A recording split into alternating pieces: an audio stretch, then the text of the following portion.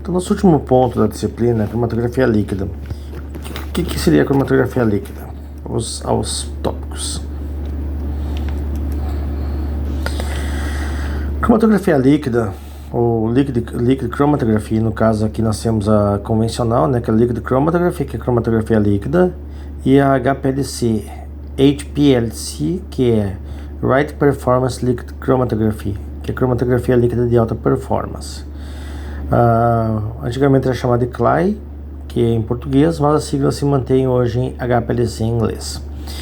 Basicamente é uma técnica que nós empregamos para separação de compostos com polaridades, ou apolares, dependendo do tipo de coluna que for utilizado. Mas principalmente eu levo em conta compostos com alta massa molecular e que não sejam volatilizáveis a temperaturas de 300 graus ou menores que 300 graus. Então é uma técnica utilizada para separação de compostos com maiores pontos de ebulição e ao mesmo tempo compostos mais polares.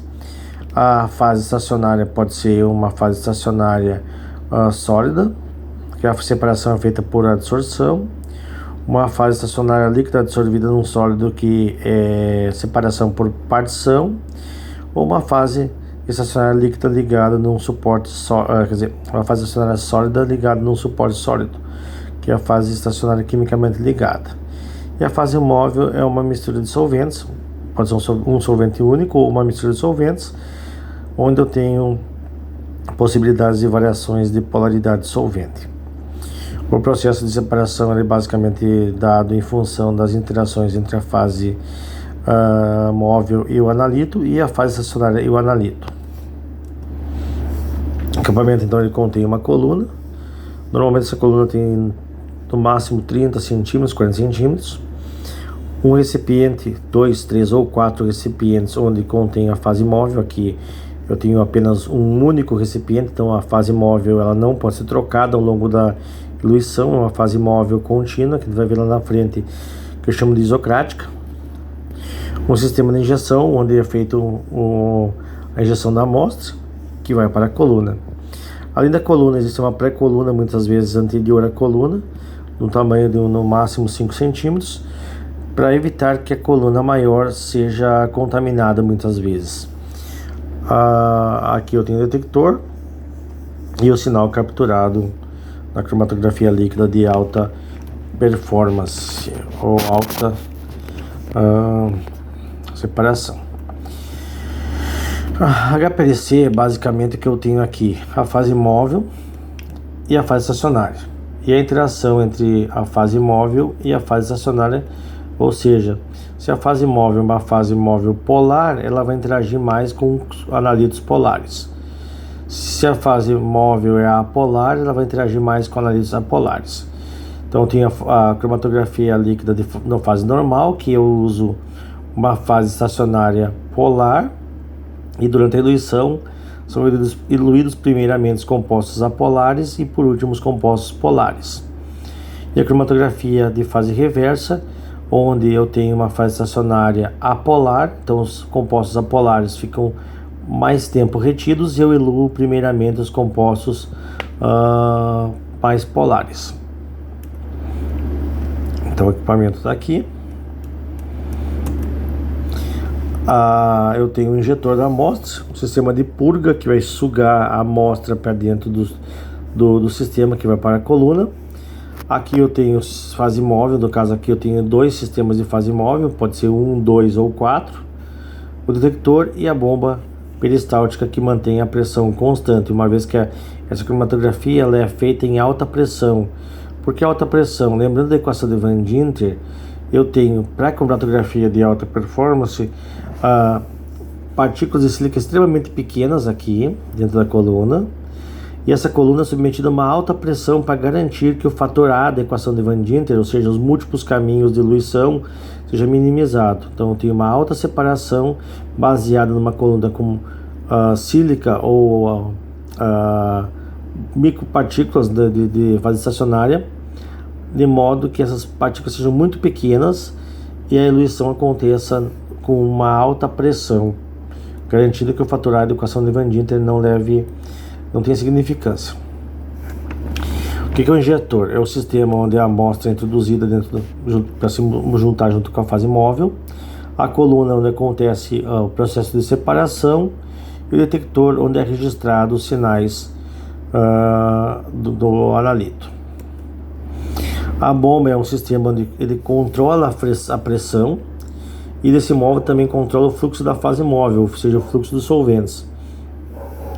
É composta por pistões acoplados no sistema de válvulas e fornece uma alta pressão, garantindo que a eluição aconteça em alta pressão, evitando caminhos múltiplos de eluição. O fluxo da bomba ele vai de 0,01 a 10 ml por minuto.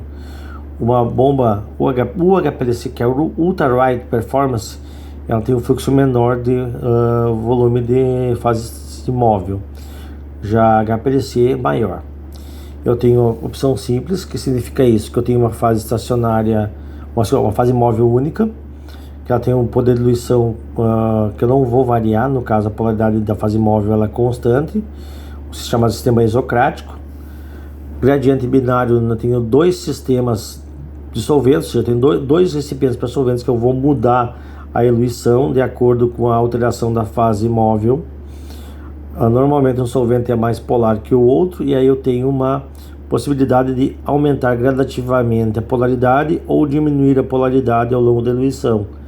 E um sistema quaternário onde eu tenho 4 sistemas de solventes, que eu posso ter uma separação muito mais eficiente, lembrando que eu vou diminuir o tempo de eluição e vou melhorar a qualidade do sinal. A manutenção preventiva da bomba basicamente é a troca dos selos, dos pistões e a checagem de válvula para ver se não tem vazamento. Isso é o meu cuidado com o equipamento. Então aqui a amostra, ela vai chegar, o solvente é sugado, do que ele foi sugado ele é misturado, a bomba tem um sistema de manter a pressão, ela vai sugar então o solvente e vai misturar os solventes, garantindo essa eluição em alta pressão. O que eu devo cuidar são os sistemas de conexão, para que não tenha vazamento ou sujeira, e eles devem ser trocados ou manutenção constante, no caso, para evitar que forme algum tipo de vazamento nesses locais. As válvulas de purga é o dispositivo que permite a troca rápida de solvente, desviando o fluxo do solvente para o dreno. E o misturador é o local onde é homogeneizada a mistura dos solventes para garantir que a eluição seja feita com uma polaridade constante.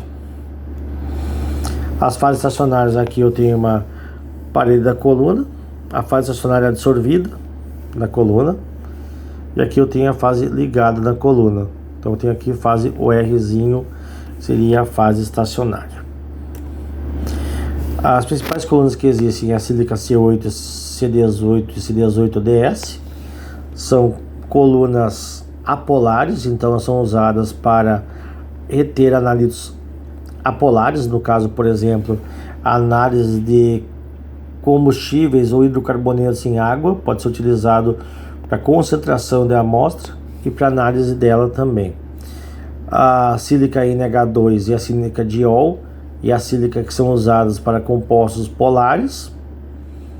A troca iônica basicamente é para análise de cátions e ânions.